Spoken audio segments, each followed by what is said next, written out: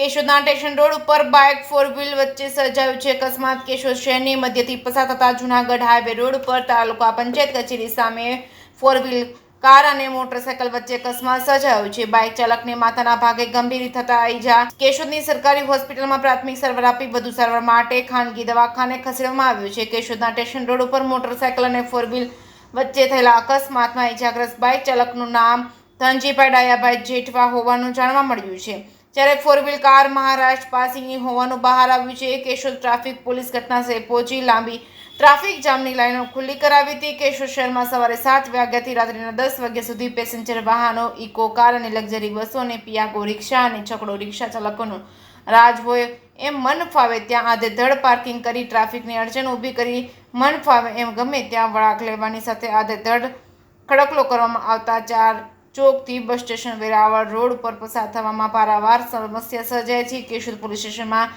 અગાઉ ટ્રાફિક શાખા માટે પેટ્રોલિંગ કરવા જીપ ફાળવવામાં આવી છે, જેમાં વાહનોમાં વધારો થવાને બદલે ઘટાડો થયો છે, તો ટ્રાફિક શાખાનો ફાળવવામાં આવેલ વાહન અને અન્ય ઉપયોગમાં લેવાયેલ છે। ત્યારે કેશોદ શહેરમાં ખાનગી પેસેન્જર વાહનોનો ત્રાસ અને દાદાગીરીથી રોજિંદા અકસ્માતની ઘટનાઓ બની રહી છે, ત્યારે જવાબદાર તંત્ર દ્વારા કડકાઈથી કાર્યવાહી હાથ ધરવામાં આવે, જેથી સામાન્ય વાહન ચાલકો અને રાહદારીઓ વેપારીઓ હેરાન પરેશાન થઈ રહ્યા છે।